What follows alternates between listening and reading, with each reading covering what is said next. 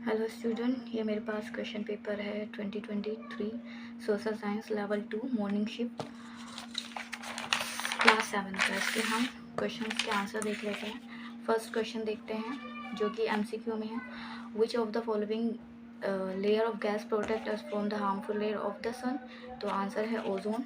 Okay, next question है in which of the following layer of atmosphere do light gases like helium and hydrogen float into the space. Answer है stratosphere.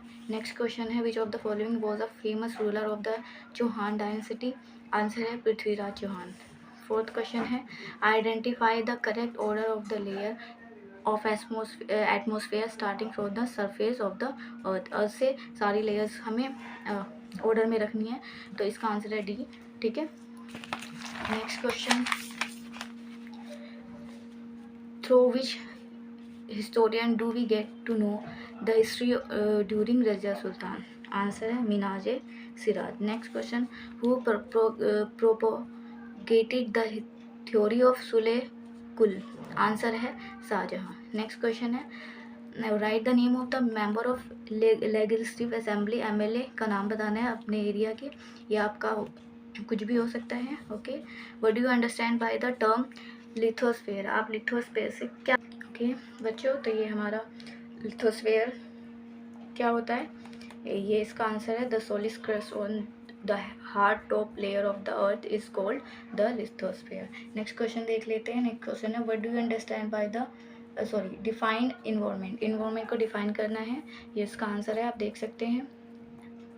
Okay ना, environment is everything that is around us which can be living और non living. जो हमारे आसपास की सारी चीज़ें हैं, चाहे वो लिविंग हो या नॉन लिविंग, वो सब इन्वायरमेंट के अंदर आती है। नेक्स्ट क्वेश्चन है what do you understand by the term press. Press conference से आप क्या समझते हैं। नेक्स्ट क्वेश्चन, ठीक है, ये देख लीजिए और नोट डाउन कर सकते हैं आप। A gathering of journalist from the media who are invited to hear about and ask question. Okay, जब मीडिया जर्नलिस्ट एक साथ इकट्ठा होता है और वो क्वेश्चन पूछते हैं, तो उसको हम प्रेस कॉन्फ्रेंस कहते हैं। नेक्स्ट क्वेश्चन है 11th the provision of mid day meal promote equality give a suitable argument in favour of the statement. ठीक है, मिड डे मील प्रमोट करता है इक्वालिटी को, इसके बारे में, इसके फेवर में तुम्हें आंसर देना है। तो हमारा आंसर आप ये लिख सकते हैं children from all caste and classes set together and eat their meal together in mid day meal. ठीक है, तो ये हमें क्या शो करता है, ये हमें शो करता है इक्वालिटी को, क्योंकि वहाँ पर सभी लोग सभी बच्चे एक साथ खाना खाते हैं। नेक्स्ट क्वेश्चन देख लेते हैं why was the civil right movement started in the united state.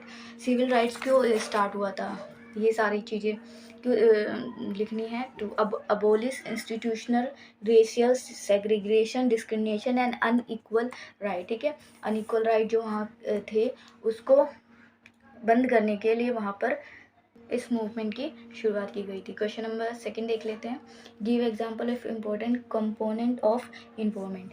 Environment के जो इम्पोर्टेंट कंपोनेंट है उनके बारे में बताना है। ठीक है, ये सारे इम्पोर्टेंट कंपोनेंट हैं। Important component of the environment, natural component, human made component और ह्यूमन कंपोनेंट। ह्यूमन नेचुरल में एयर वाटर लैंड आ जाते हैं, और ह्यूमन मेड रोड बिल्डिंग्स वगैरह आ जाती है, और ह्यूमन कंपोनेंट में human population. Okay, question number 3 है describe the disadvantage of global warming. तो ये इसका ग्लोबल वार्मिंग की क्या डिसएडवांटेजेस है, ये है इसका आंसर कि जो सी लेवल है वो ऊपर की तरफ राइज हो रहा है। ठीक है, तो ये उसका पूरा कंप्लीट आंसर है, आप इसको पूरा नोट डाउन कर सकते हैं। नेक्स्ट क्वेश्चन देख लेते हैं। नेक्स्ट क्वेश्चन है इसी के और में है, क्वेश्चन नंबर 3 के दो क्वेश्चन है। Explain the importance of carbon dioxide as a gas. As a gas हमें कार्बन डाइऑक्साइड की क्या इंपॉर्टेंस है।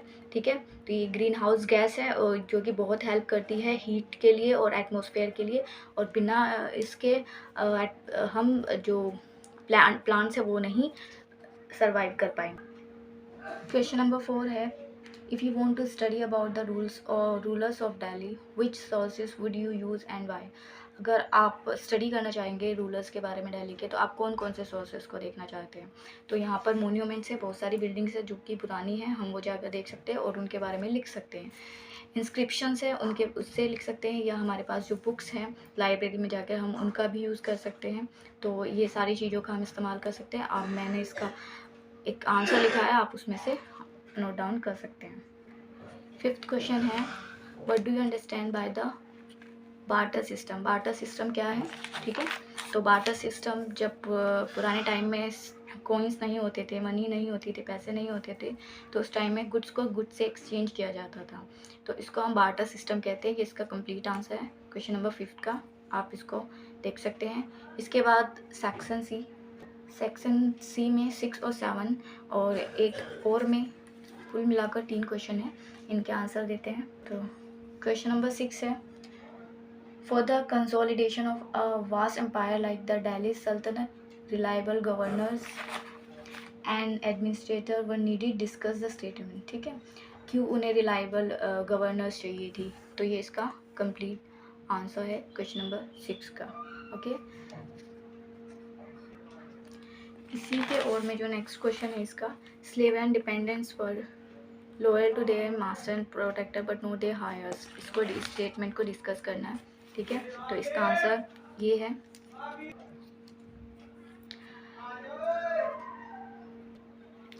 इसका क्वेश्चन नंबर 7 है, अगर आप दिल्ली के चीफ मिनिस्टर होती तो आप कौन सी प्रॉब्लम को सॉल्व करती? ओके, तो प्रॉब्लम आपको पता है, तो क्वेश्चन नंबर 7 में आंसर हो जाएगा पोल्यूशन, जो कि एक बहुत बड़ी प्रॉब्लम है। Okay, access of to clean drinking water, साफ पानी की, ओवर पॉपुलेशन, जैसे कि